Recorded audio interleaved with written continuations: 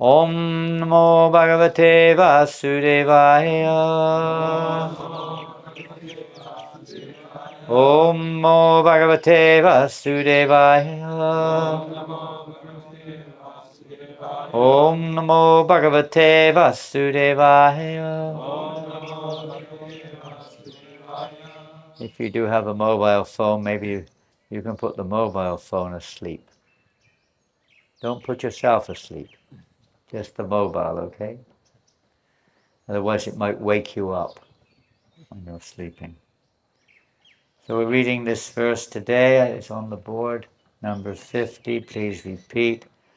Panchabihi Kurute Svartan Pancha Veda Ata Panchabihi Ekaha Tu Sodashena Trin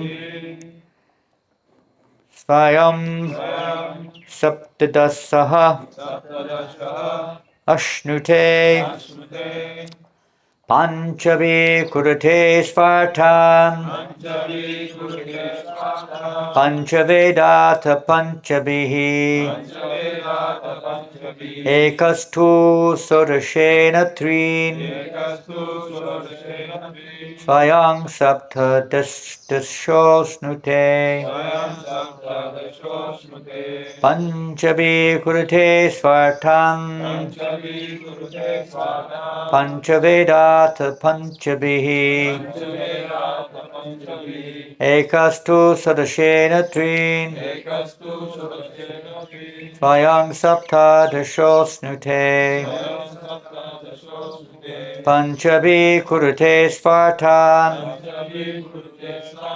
Panchavedata Panchabihi Ekastu Sadashena Trin Svayang Sapta Dashosnute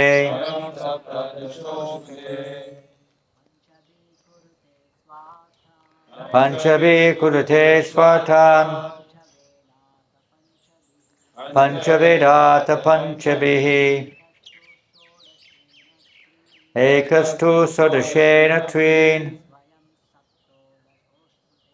Svayang Sapta Dashosnute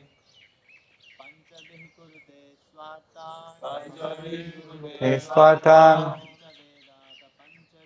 Panchavedata Panchabihi Ekastu Sadashena Trin Svayang Sapta Dashosnute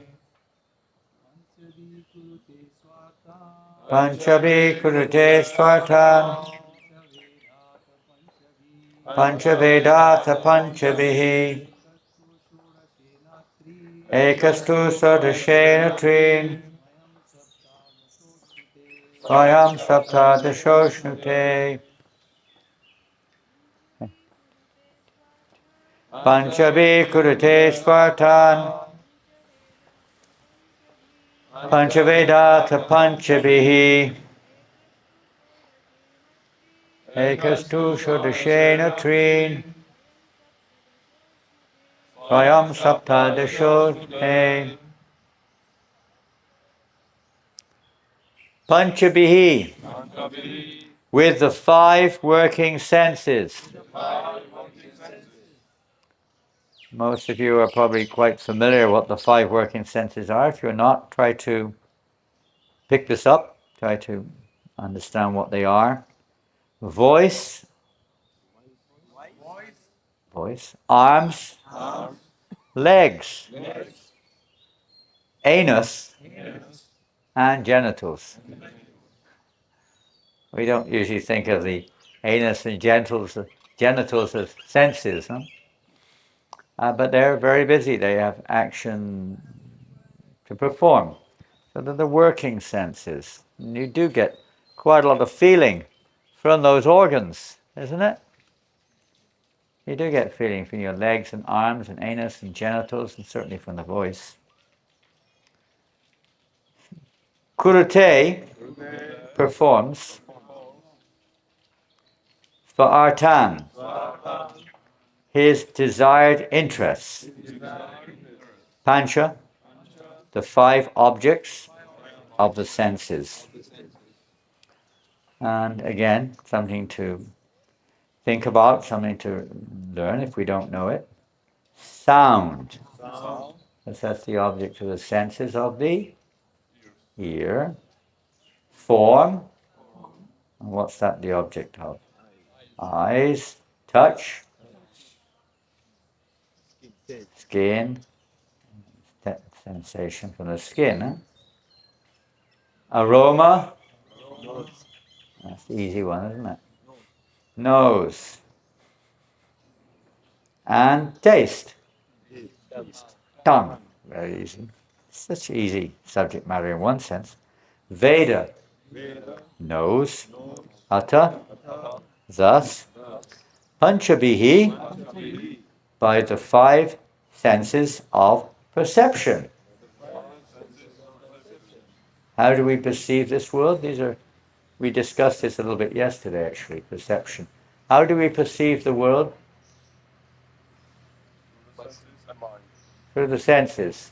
And of course, ultimately, you could say it's not one of the 5, but it's included in the Bhagavad Gita, including the mind. These senses. The mind is like the, say, where they all come in. It's like the collecting point. They all go out and they bring everything back to the mind. And so we have these 5 working senses, which are, these 5 perceptive senses, which are, what are they? The eyes perceive, the ears, the most significant one of all. The ears, Bhaktisiddhanta Maharaj was saying today, that the other senses are sometimes envious of the ears. It's hard to imagine, envious of the ears. In other words, we don't take seriously what the ears are saying, or hearing, let's say, not saying, but hearing and transporting to the mind. The other senses, no, form, no, taste, I'm the boss, no. The hearing is the most important sense. Hearing, we see, Prabhupada said, we see through our ears. That sounds a little bit odd from relative perception. But it's a fact. We actually see, as we heard yesterday, the thrust of yesterday was Shastra Chakshus. We hear from the Shastra. We live our life based on Shastra. We don't live it based only on sense perception. So the main way that we receive Shastric instruction is through the ears.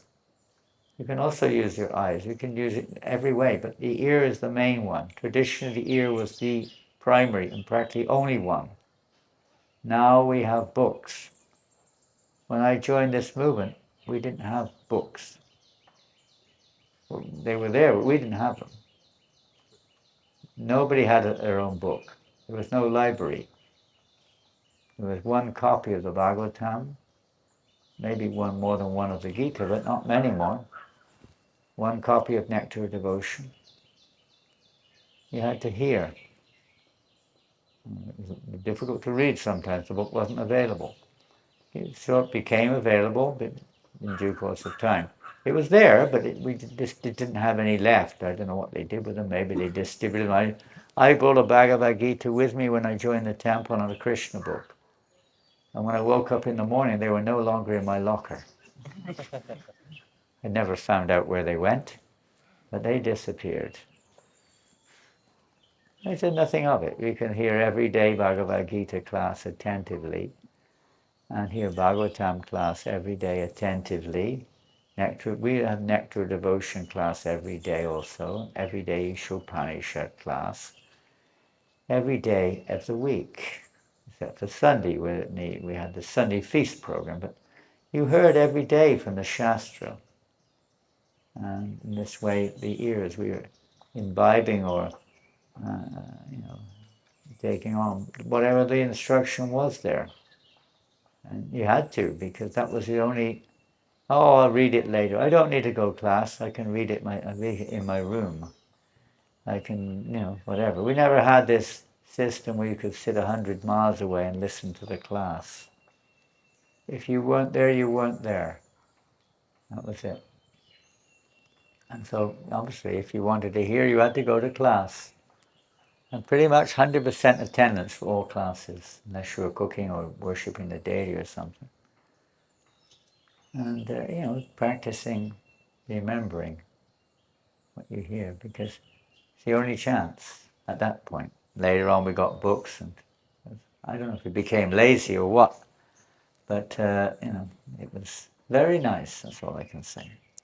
So the 5 perception senses, the ear is the most important one, and of course we have the smelling, we get knowledge, or let's say we perceive knowledge, not say we perceive around us the objects or the environment around us through our nose, through our hearing faculty, through our seeing capacity, through our tasting capacity, and our feeling capacity. Ekaha, the one. 2, but. Sodashena, by these 15 items, and the mind. Treen, the 3 categories of experience. This may not be so easy to grasp, but it's called happiness, distress, and a mixture of both. Swayam, he, the living entity himself. Saptadashaha, the 17th item. Ashnute, enjoys. Translation, let's see if there's a purport or not. There is. Translation and purport by Srila Prabhupada. Above the 5 senses of perception, the 5 working senses and the 5 objects of the senses is the mind. The mind is like the master, is like the main, the emperor of the senses or something, which is the 16th element. Above the mind is the 17th element, the soul, the living being himself, who, in cooperation with the other 16, enjoys the material world alone. In other words, in each and every body, which is comprised of these various senses, the living entity is individually alone. You're enjoying yourself, even if you're with somebody else. It's actually the individual who's, you're alone. You're enjoying the whatever, or suffering from whatever messages are coming or whatever experiences one is having in contact with the world around us and within us. The living being enjoys 3 kinds of situations: happiness, distressful, and mixed. This is, of course, in Sankhya philosophy, the analysis of the various elements of creation. Try to understand the origin, to try to understand the purpose behind it all, and to separate ourselves from the entanglement within the material elements. Not everyone is mentioned here, but most of them are mentioned here in this verse. Purport by Srila Prabhupada. Everyone engages in work with his hands, legs, and other senses just to achieve a certain goal according to his concocted ideas. Everyone in this world is concocting, I'll be happy if I do this. If I just work harder, I'll be happier, isn't it? Or if I study more. Or if I go somewhere else. Or if I change my partner. Or if I change my sex. Yes, people even think like that, some of them. There's no end of concocted ideas of thinking how I'll be happy. Material world. One tries to enjoy the 5 sense objects, namely form, sound, taste, aroma, and touch, not knowing the actual goal of life. And what is the goal of life? ABC. We've got to learn our ABCs. I don't know much more than ABC. I don't even know that. But at least we can repeat it. What is the goal of life? Krishna Prema. Okay, wonderful. And what is Krishna? Krishna Prema something like what we've just read just now, that we enjoy alone? Sometimes we think that Krishna Prema is something which then I will enjoy myself, you know? Just like I enjoy an ice cream. And who was talking about ice creams? Oh, Jivananda was talking about ice creams yesterday. And he was half glad he was not staying in Mayapur, because now in the room which he was probably would have been staying in is full of ice creams, because one of the devotees is selling ice creams in Mayapur. So he's glad he's not there, otherwise he would have become completely overwhelmed with ice cream. So it's not like that. It's not like I am going to enjoy Krishna Prema. What is it? There's a little bit more to it, isn't it? And give me Krishna Prema. I want Krishna Prema. That's good. Love him, you could say. But what does that mean in practical terms? Satisfying Krishna. Yeah, thank you. Exactly. Bang. You hit the nail on the head. You hit the nail on the head, as we say in English. That's what Prabhupada says here. The goal of life, which is to satisfy the Supreme Lord. This is the Vaishnava. Now, materialist selflessness means mundane welfare work or something. For the impersonalist, it means, you give up all kind of perception, sense perception, and you just kind of enter into a nothingness almost, of Brahma, oneness, where there's nothing to perceive, there's no means of perception, although one still exists and it's still there, but it's one kind of like, it's not active. But for a devotee, this is a little different. It's a little different. It's not the same thing. For a devotee, the whole point is not to satisfy one's own concocted ideas, whichever mode of nature they're in, and it's not to, whatever reason, merge into the Brahman and think, now I've become it, everything. There's nothing else. I am God, or whatever you want to call it. That's not. The devotee is objective. It's not even one sense, I want to be happy. It's the Anandamaya Bisadi is the nature of the living entity. We're all naturally looking for happiness, and then whether it's this one or that one, different types of happiness are there. But and some of you some of the ladies, maybe some of the men, you've had children, you've been family members, or are still family members, and the mother's pleasure is not completely absolutely like this, but to a large degree is the pleasure of the children, isn't it? When the mother sees her children happy and healthy and well situated, the mothers generally are very happy, right? Father also, but especially the mother. Prabhupada also was very happy to see his disciples, followers, very happy, but not just happy because they're eating ice creams all day long, but because they're totally engaged in devotional service, following the principles, chanting the holy name, preaching Krishna consciousness. He becomes happy to see this. The devotee's suffering is, devotees also may suffer. What is their suffering? What is the suffering of a devotee? I don't mean, oh, I've got a toothache, this devotee is giving me a hard time. What is the suffering of a devotee, a real devotee? Not getting the service. Huh? Not getting the Vaishnava Seva. Not giving? Vaishnava Seva. Vaishnava Seva?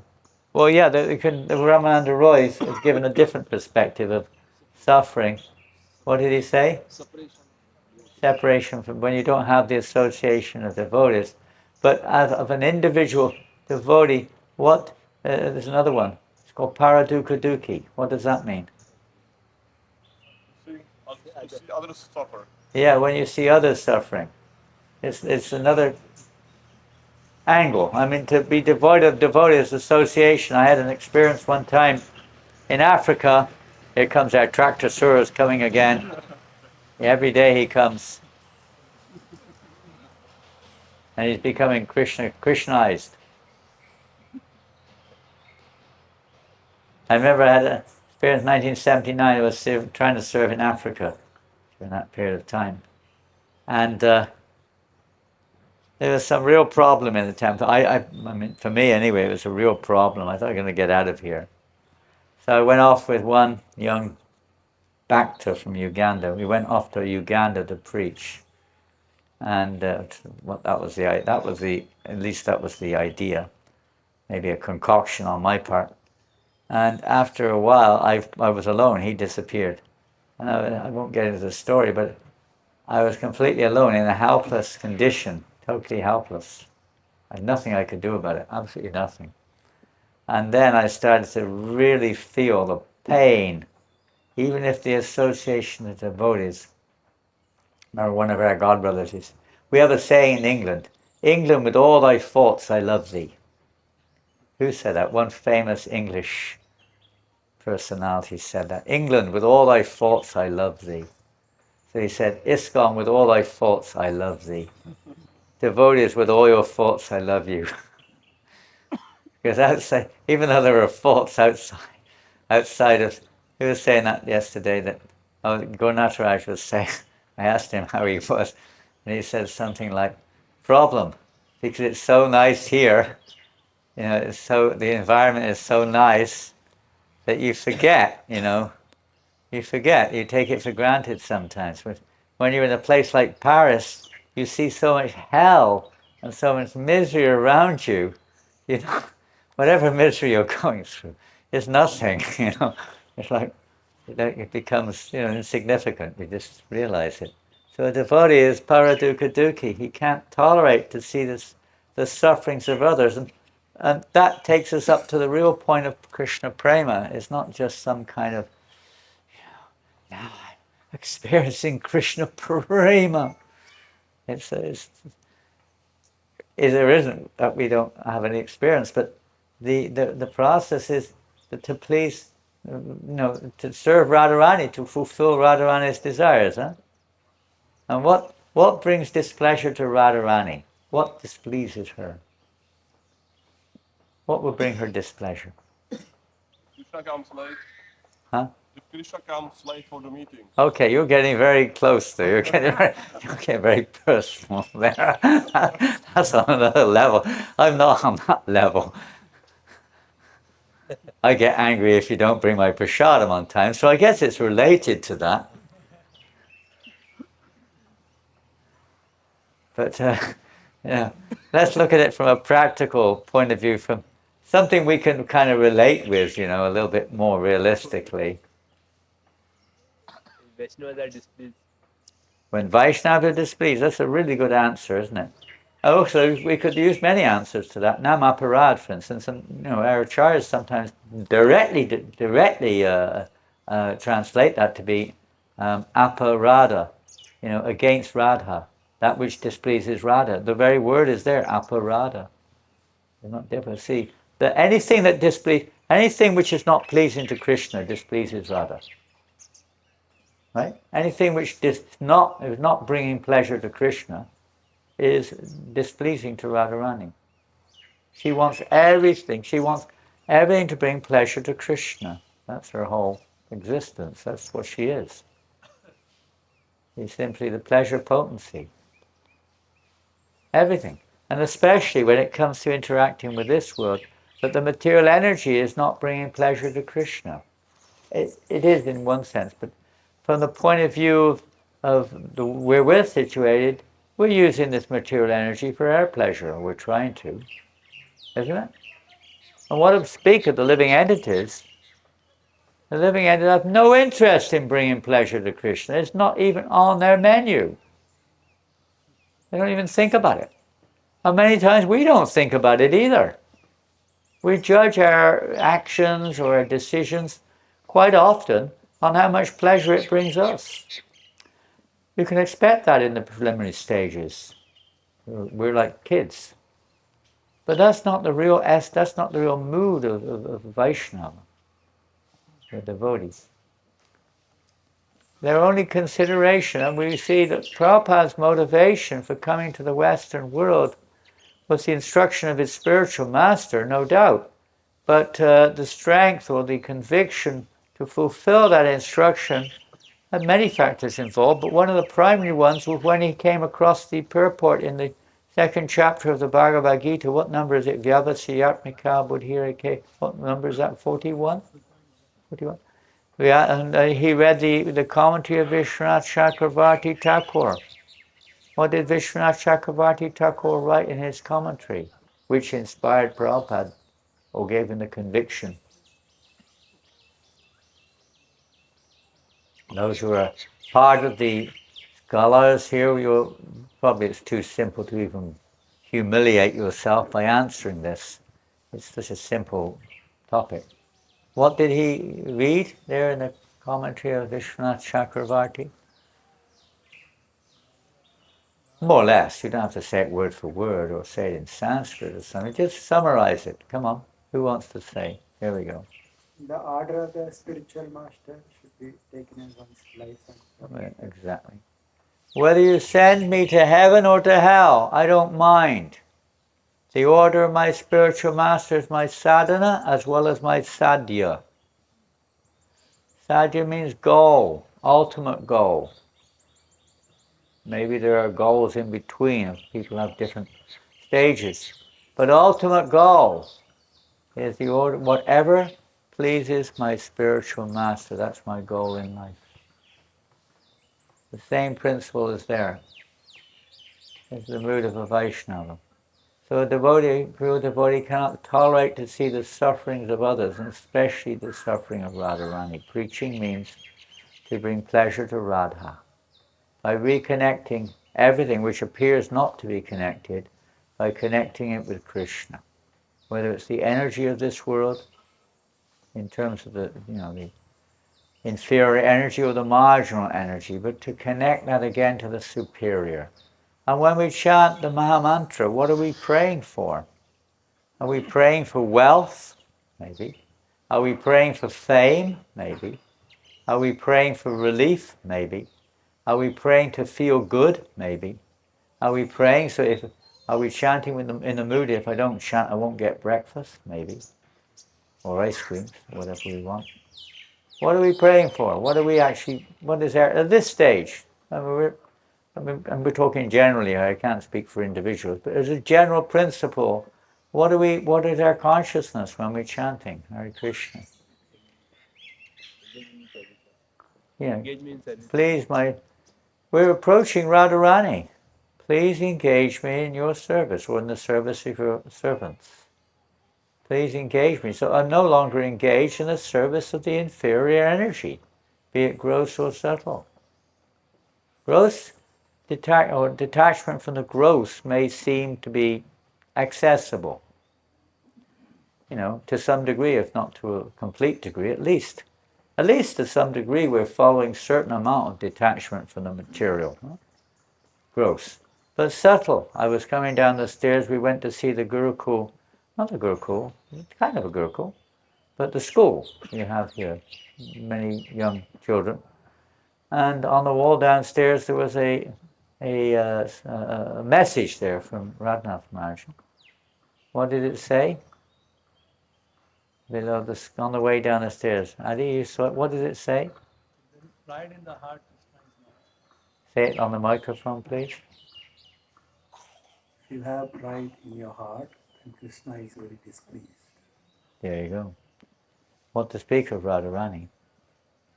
Pride, huh? We may have a certain amount of pride in our heart. We all have some, otherwise we would be free completely. Some pride is there. Other things too. Pride being, Jesus, it never seems to stop sometimes. You get proud, humble, you become proud of so-called humility, you become proud of everything. No matter what happens. Austerity, achievements, an obvious one. Proud of anything. There are some things you can be proud of. You can be proud of being fortunate enough to be in the association of devotees or to be engaged in devotional service, but you have to be very careful. We'll finish the purport. Where we get to concocted way. Nevertheless, the Lord is so kind that he comes himself to instruct the bewildered living entity how to act obediently and then gradually return home back to Godhead, where he can attain an eternal, peaceful life of bliss and knowledge. How to act obediently. Obeisances, obediently. The living entity has a body, which is a very complicated combination of the material elements. And with his body, he struggles alone, as indicated in this verse by the words Ekas 2. Very complicated. This body is so complicated, isn't it? Not just the senses, but you look at the ingredients which this body is constructed of, it's so complicated. I often wonder, why does Krishna make it so complicated? Isn't it? The nervous system, all the various systems in the body, the blood system, and goodness knows all these other things that are there. It's so complicated how it all works. And we don't have any idea how it's all going on. Isn't it incredible? You're living in a body. Many people say it's me. Most people say this is me. And you have no idea really how it works. I went to check on my skin, dermatology. They said, frankly speaking, we really don't know what causes all of this. We try to treat the effect, but we have no idea what the cause is. We don't even know what's going on in our own body. We're so ignorant, so complicated. Not that we absolutely need to, but it's just an indication of our ignorance. Krishna's energies, we can't conceive it. We can't even conceive the material energy, what to speak of the spiritual one. Krishna is inconceivable. And he bewilders. This is part of his, material energy, you could say, Maya's business. Keeping the living end, they're so absorbed day and night in trying to understand this phenomenal world. Huh? People are so absorbed, studying the cells, studying the neutrons, the electrons, the atoms, studying it, trying to see how it all works, trying to decipher it, trying to get down to the root. And they're missing the point, entirely missing the point. People are wasting their lives in this way. And they never understand it because they're proud. As long as pride is there, you can't really understand Krishna consciousness. You have some words, we have some words to say, and we try to rationalize, and we try to apply it. It's all part of, you could say, the process, but the real understanding or the realization eludes us. The living entity has a body which is complicated. For example, if one is struggling in the ocean, he must swim through it alone. Although many other men and aquatics are swimming in the ocean, he must take care of himself because no one else will help him. If you can take shelter of someone else and hold on to someone else who can really swim, I suppose you could get somewhere if they can really swim. Although many are... Therefore, this verse indicates that the 17th item, the soul, must work alone. Although he tries to create society, like a plane probably as an example. Once it takes off, you have to fly your own kite, so to speak. Therefore, the only concern, although he tries to create society, friendship, and love, no one will be able to help him other than Krishna. Because they're all fallible soldiers. They cannot help us at the time of death. They can't even really help us during the time of what we call life, other than the pure devotees. Because they're also drowning, like in the quicksand. How can someone else in the quicksand help us? They maybe help us for a short while. We may think we're okay, but it doesn't last very long. Because we're both sinking. They may be a little bit less sunk than we are, but we're still sinking. We have to take shelter of that which is beyond. So ultimately only Krishna can help us. And he helps us through his pure devotee representatives.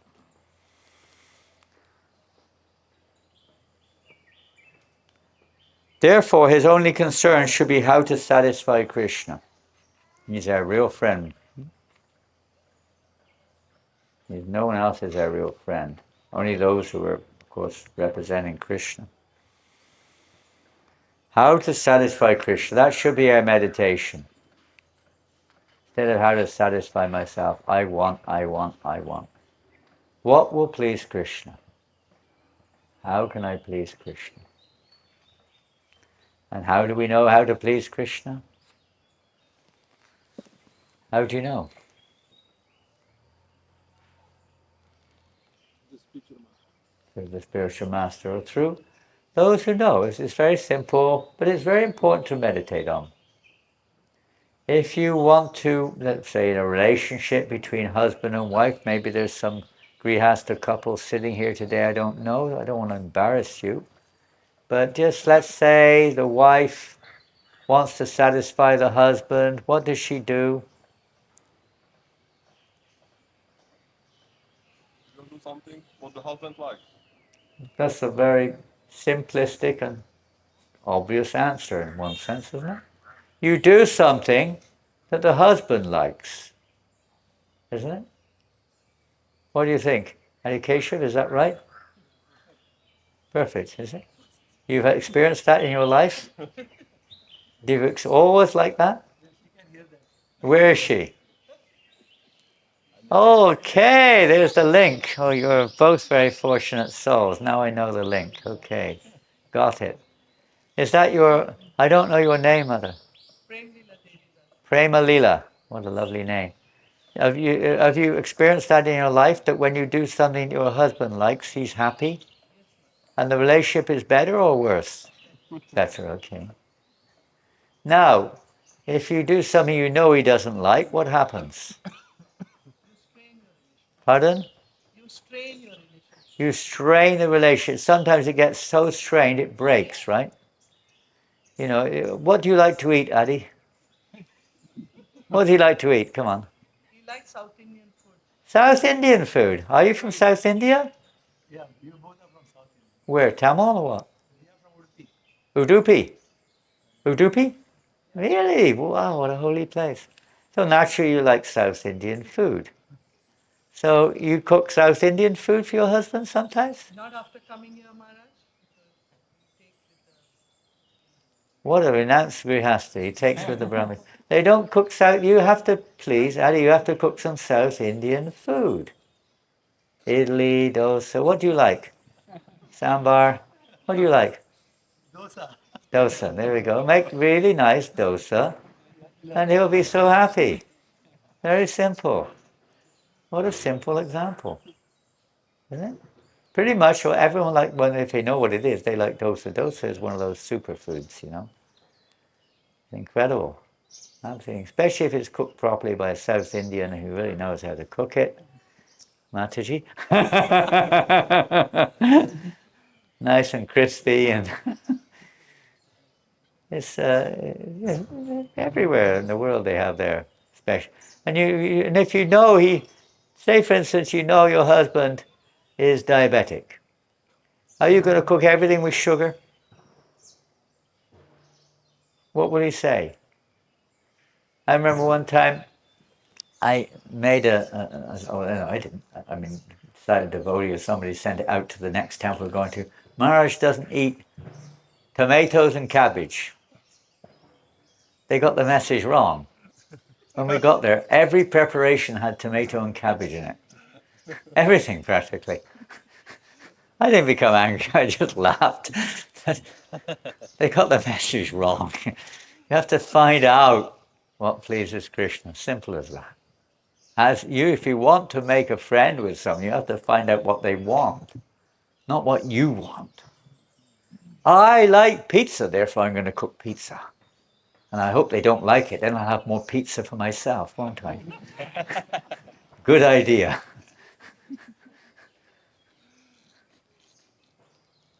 We have that sometimes, we have that mentality in service. You know, I have to put it in an exact example, but, you know, I've seen it. That, oh my God, there's some guests coming. That means there's less Mahaprasad for me. Let me hide it. I've seen it. Sometimes we have that type of selfish mentality, which isn't pleasing to Radharani. Or even on Sankirtan. Okay, we're kids. I've seen devotees to win the book distribution, and I'm sure you don't do that here, but in England, in the 70s, when we were really on fire for book distribution, devotees would do certain things. They'd like hide the other devotees' shoes, or tie them up in knots so that you couldn't undo the knots, and you'd be delayed like 20 minutes getting out on the street, you know. Stupid things like that, you know. It's kind of child play, but I can win the day's Sankirtanas. It's children, so you know the father and mother understand that, but that's not a mature understanding. A devotee's maturity is they like to see, they're happy to see others progress. Huh? Even if you look at it from a relative point of view, if another devotee is progressing, what does that mean? What does it mean? You can answer that in different ways, couldn't you? Guru is pleased. Huh? Guru is Okay, they're getting the mercy of the Guru, yes. But from our perspective, what does it mean? Get more mature association. Yes, now you're going to get the chance to get better association. Why you should feel miserable about it? You should be very excited, enthused. How fortunate that devotee is advancing. Now, if I serve them, maybe maybe Krishna will bestow some mercy on me. Still a little bit self-centered, but still, it's there. We're getting better association. Nice, huh? Oh God, let me find a fault in them. Try to bring them down. Envious. Finish the purport. That is also what Krishna wants. The Bhagavad Gita 1866, what does Krishna say? Sarvadharma pratyagya. A big topic. Sarvadharma pratyagya mamikam sharanam vraja. People bewildered by material conditions try to be united. But although they strive for unity among men and nations, all their attempts are futile. Speaks for itself. Everyone must struggle alone for existence with the many elements of nature. Therefore, one's only hope, as Krishna advises, is to surrender to him, for he can help one become free from the ocean of nescience. Delivers us a nice picture of Krishna pulling the devotee. Ladies, don't worry, they'll pull you out where you are, whatever you call that. Pull you out from this material ocean, birth and death. Sri Chaitanya Mahaprabhu therefore prayed, Ainanda tanuja kinkaram patitam mam vishame bhavam kripaya tava padapankajam titaduri sadrisham vichintaya. O Krishna, beloved of Nanda Maharaj, I am your eternal servant. But somehow or another I have fallen into this ocean of nescience. And although I am struggling very hard, there is no way I can save myself. If you kindly pick me up and fix me as one of the particles of dust at your lotus feet, that will save me. In a similar way, Bhaktivinoda Thakur sings, Anadi karma pale paribhavana vajale taribare na dekhi upay. My dear Lord, I cannot remember when I somehow or other fell into this ocean of nescience, and now I can find no way to rescue myself. Just like you fall into a well. I don't suppose anyone here has fallen into a well. You know, a well, deep well. How can you get out? There's no steps, by the way. There's no metal things to hold on to. It's just a well with water. And you fell into the well, into hell. How will you get out? How?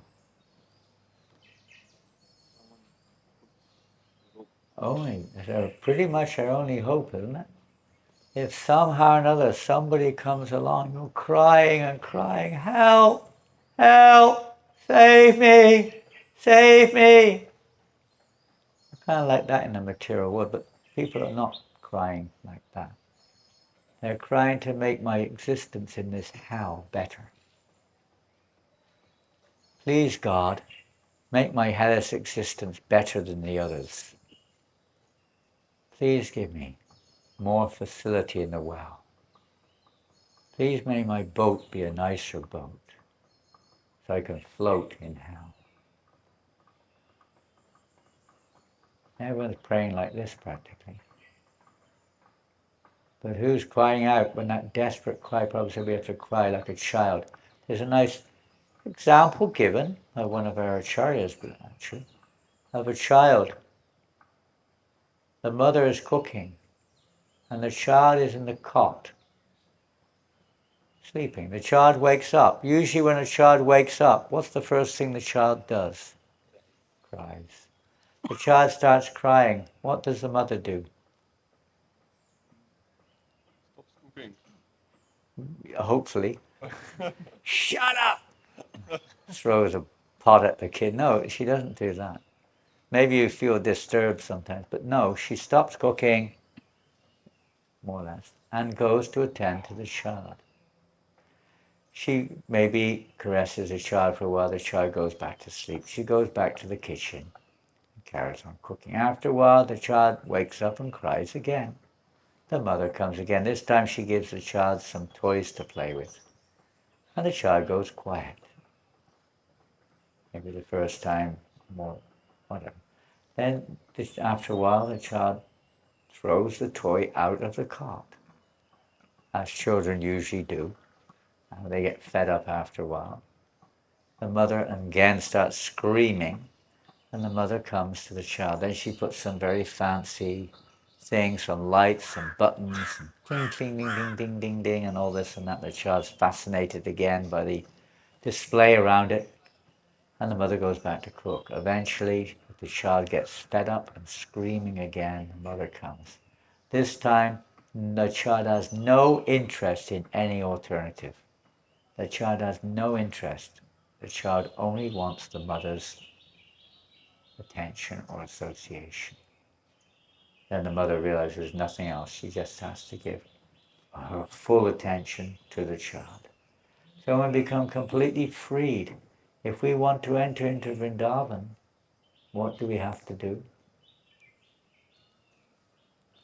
We're in Vrindavan here or there, but what do we have to do? What is that beautiful song of Narottam Das Thakur? Ishoyo choriyo kobe, shoro hobimo, kabe hama herabo, Sri Vrindavan. You have to literally give up, not just hold back, but completely. No interest, gross, subtle interest in this material, this idea, I am the enjoyer, everything around me is to be adjusted for my pleasure, as the karmis do, or try to do. Either positive or negative, but no, everything is Krishna's energy. Everything belongs to him. We have no interest in trying to enjoy it separately from Krishna. Cultivate. How are we going to cultivate? How is this going to develop? This is real selflessness. How is this going to develop? Maybe you've developed it. You can inform us how it's to be done. Otherwise, we can just surmise on what we've heard or whatever experience we've got. How is it to be done? How does this develop in our consciousness? This is pridelessness. Huh? How to develop that? It could be a simple answer. What do you think? Following in the footsteps of the Acharyas. There's a simple answer, isn't it? Following their footsteps, what does that mean? You know, when they walk along, you put your foot exactly where they put their foot, right? Especially if they're walking in the sand, you put your foot in the mark in the sand where they stepped. one way of looking at it, but that we know that it's more than that. Of course it isn't. It is more than that. Following their instructions, basically. They are acharyas. They teach by example. To follow their example. Not to imitate, but to follow the example. They give us appropriate example, and we have to understand what is imitation and what is following. They may do things which we're not ready to do, of course they do. But in principle, to follow their example. How else could that develop?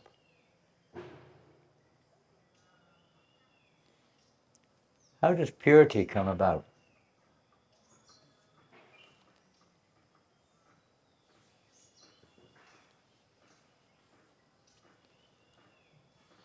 Sincere practice. Sincere practice. Okay, sincere practice. We apply the medicine to, in this case, the process of devotion in our lives. Krishna appears in this form, particularly in the holy name, we could say, particularly in the sense of service to the name. Bhaktisiddhanta Maharaj said it develops by that process. And he said many other things too, of course, but in regards to this, that by exposing ourselves to the sound vibration of the holy name, attentive hearing of the holy name, putting everything else aside, the holy name purifies our heart. It's Krishna. Pavitram purifies us. How else? Association, you could say. Association not like that of a fly or a mosquito. Mosquito's trying to get something out of the association for itself. I don't know what the fly's up to. Probably the same thing. Don't be like a fly or a mosquito. Association means we're submitting ourselves to devotees, whatever. Please engage me, please have mercy on me. Mercy. The mercy. It's mercy alone, ultimately, which is the deciding factor here. Mercy of the Lord. The awakening of our dormant love of Krishna. Prabhupada writes this. Does not at all depend upon our mechanical practice of hearing and chanting, but depends wholly and solely upon the mercy of the Lord. Praying for that mercy, finding out, there still may be motivations there, but at least there's the process, how we can get that mercy. But the mercy of the Lord is what really determines the change of heart.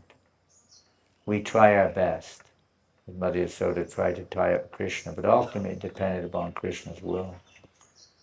We try our best to try to follow properly, do our best to please. But ultimately it's the mercy of Krishna. Not just an external exercise, but internal desire, when our desire becomes strong enough. If an individual, we should remember that everyone is responsible for his own life. This is another thing. We are responsible. No one else is to blame. Whether it's circumstances around us or individuals, karma, of course, is there. Sometimes people blame Krishna.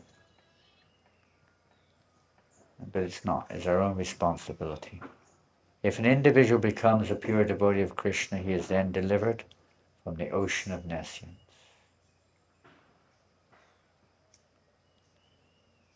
So try to stay in this atmosphere or this association of devotees. Dedicate our lives, as Prabhupada did to his order of his spiritual master. Through thick and thin, whether it's happiness or distress which we experience, or a mixture of the two, if we put that aside and not try to adjust things so that I only, everything should be for my happiness or whatever, but what will please Krishna through the association of devotees, we can learn how to please Krishna. Try to focus on that, living our lives for the pleasure of Krishna, preaching Krishna consciousness all over the world. This brings great pleasure to Radharani, when she sees her parts, Krishna's parts and parcels reconnected to Krishna, we're all meant to bring pleasure to Krishna, so when the living entity is not bringing pleasure to Krishna, this brings displeasure to Radha. So she appears in this world in the form of Mahaprabhu. We can serve his mission and be a part of that ultimate goal to bring satisfaction to Radharani. Jai Grantaraj Srimad Bhagavatam Ki Jai, Srila Prabhupada Ki Jai.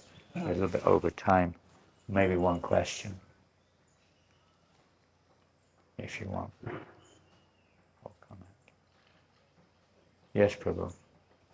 Microphone. What is your good name? My name is Sri Gaur Charan Das. Sri Gorchand. Sri Charan. Gorcharan. Yes, very nice. There's a lot of Gauras around here. How many Gauras? Gaurangas and Gauras.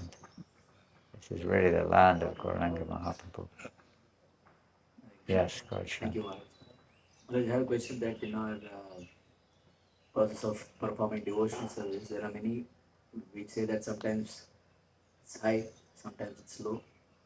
And when it's low, we try to analyze why it's low. Is that something we have offended someone or whatever? Or is it because of eating something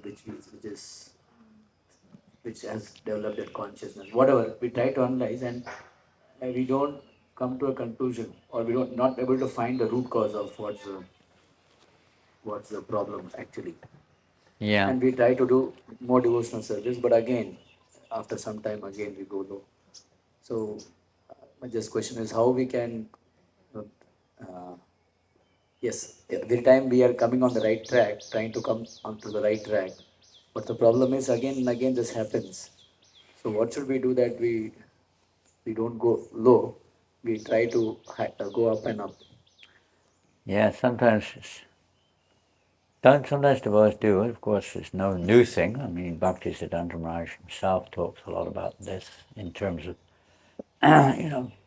ups and downs due to whether it's present or past reasons, and how to, stay or keep going up, up, up, up, up. How to stay in the sun, so to speak. It's a movement, so that's the easy one to understand. We have to, in terms of the sun, if you want to stay in the sun, you've got to follow the course of the sun. But as far as devotees, and some devotees get so weighed down, or maybe disheartened sometimes, you go up and down. What's that Sanskrit term? What is it? In the process of bhajana kriya, what's the Sanskrit term? Sometimes, huh? Yeah, Taranga Rangini. Up and down, sometimes on, sometimes off. And it seems to continually going on, but I don't know how many years you can't really measure in terms of relative time in that sense. So what is the secret here? And some people get so negative or so down, they just leave, they just give up. They just let go, and that happens. So what is the secret? Well, one of them is you don't stop. That's the meaning of yesterday, determination. Was I reading that yesterday? Determination. Something like that. I can't remember the term. Anyway, determination can be understood in different ways. Determination. The word terminate means to stop. Determinate means without stopping, no matter what happens. You remember the example of great devotees. You remember not that they are going up and down like we are, but they are put into similar difficulties. Prahlad Maharaj, even Srila Prabhupada, Bhaktisiddhanta, Haridas Thakur. He takes shelter of these great devotees. Remember them. And gets great determination, Bhaktivinoda Thakur writes, by hearing about these great souls. One can develop this determination which is required. These ups and downs, we have to understand, is not me that's going up and down. I remember when I was a kid, we used to go on a holiday quite often to an island off the coast of England. And we just go on a boat. I was a kid, maybe 6 years, 5 years. I still remember it now quite vividly. I would get seasick. You know what seasickness is? Probably not experienced, but some, especially kids, they get seasick when the boat goes like this, And I was screaming, I want to get off the boat. I want to get off the boat. I hate this boat. I didn't realize why the boat was going up and down. My mother wouldn't let me get off the boat. And it started as if I hated my mother because she was stopping me from getting off the boat. And so I saw as the cause of my sickness, It wasn't the cause of the sickness, it's because of contact with the water in the boat. You get off the boat, you're finished. You're just drowned. I mean, we're in the middle of the ocean. I mean, if you get off when you get to the other end, that's okay, but, not in the middle of the ocean. So some people get off like that, but then they're drowned in the material whirlpool, nescience. Due to nescience, not understanding what's going on here. These ups and downs are external. Whatever the immediate cause or distant causes may be, they can be seen as a test. I like to see them as a test. For an advanced devotee, it might be showing an example for others who are going through it and identifying with it as being my experience. But it's a result of that which is not us. It's contact with the material energy in its various forms, due to our pride or our false identity or false ego. But it's not you. It's not you. You're just watching it. That's like you're watching we're hearing here, on the mental plane. You're watching these various, and it's not just the external immediate perception which we have. The perception in the mind is from countless lifetimes, isn't it? Countless lifetimes, whatever form it comes in. And you're identifying with it, and you're trying to battle with it, trying to adjust it different ways. Same thing that the karmas are doing, they just don't have Krishna in their formula. But I'd say we're going through a similar thing in one sense. So what do we do? Let's take japa as an easy example in terms of a practical activity. We all know how our consciousness goes in and out. One minute you're trying to remember Krishna, the next minute you're somewhere else. Is that true? Fluctuating? I don't know. Maybe I'm alone. My mind doesn't fluctuate. It only goes over there. It never comes to Krishna. But usually there's a fluctuation of some degree there, at least. So what do you do? What do you do? What do you do? Sincerity. We don't give up, do we? What do we do? There are techniques to try to help, of course there are, but in principle, what do we do? We are helpless kids. What does a helpless child do? Mothers, what does a helpless baby do? Cry out. But who to? Cries to his mother, normally. Mommy! Mommy! No one else can help. He may come along, but the child wants mummy. No one else can help, really. So mummy comes if she can. We cry out when these difficulties are there.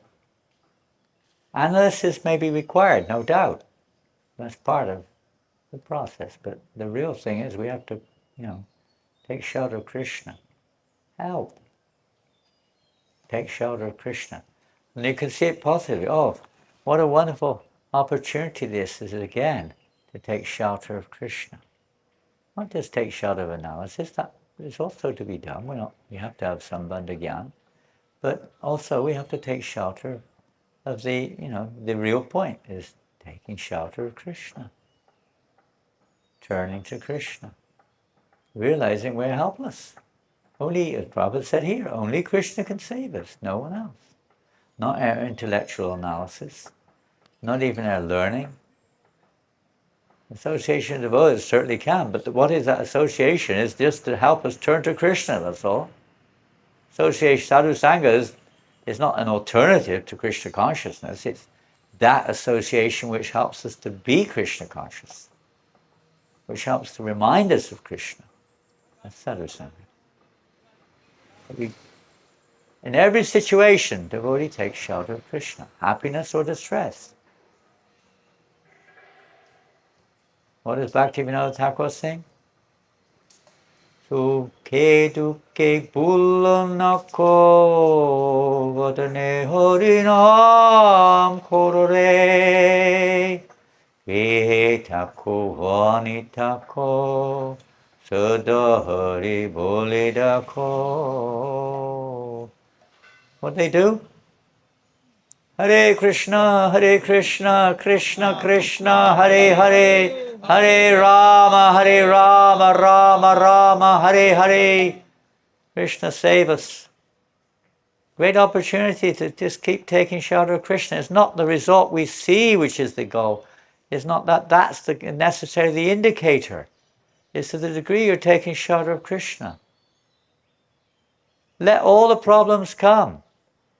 You may say like that sometimes. Look at Haridas Thakur. What is the essential? Vrindavan Thakur, actually Bhaktisiddhanta Maharaj comments on, the essential point of the Chaitanya Bhagavat is in this very pastime of Haridas Thakur, Nirantara Namalau. Nirantara Namalau. No matter what difficulties come along, what problems there, you take shelter of Krishna, the holy name. There's a whole process there, but that's the principle. Taking shelter of Krishna. Nothing happens by chance. Krishna is allowing these things to happen. And it's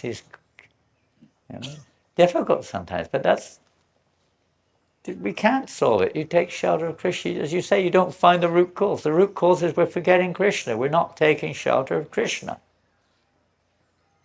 We still have pride, and we're still taking shelter of what we think is my capacity, my ability, my intellect, my knowledge, my whatever it is. Take shelter of Krishna. Srila Prabhupada ki jai, Grantaraj Srimad Bhagavatam ki jai, Gaur Premanandi.